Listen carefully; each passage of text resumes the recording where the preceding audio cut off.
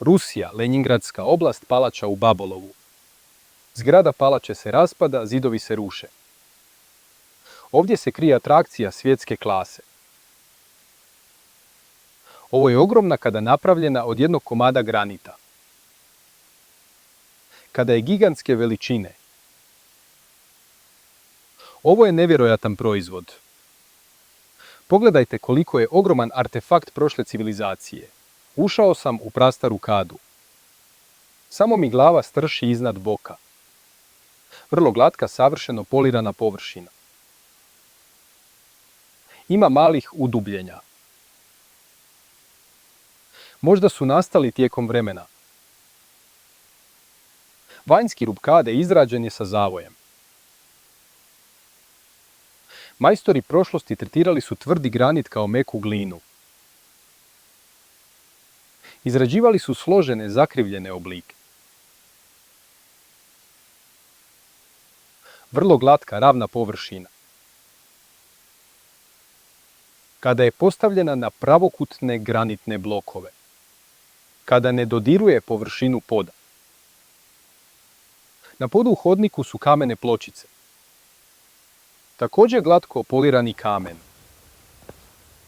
Ljudi kradu prastare pločice za svoje potrebe. Ali ovu kupku nitko ne može ukrasti. Težak je 48 tona. Ogromna kada ima iznenađujuće mali odvodni otvor. Ovu rupu možete začepiti prstom. Ispod razine poda nalaze se podzemni tuneli.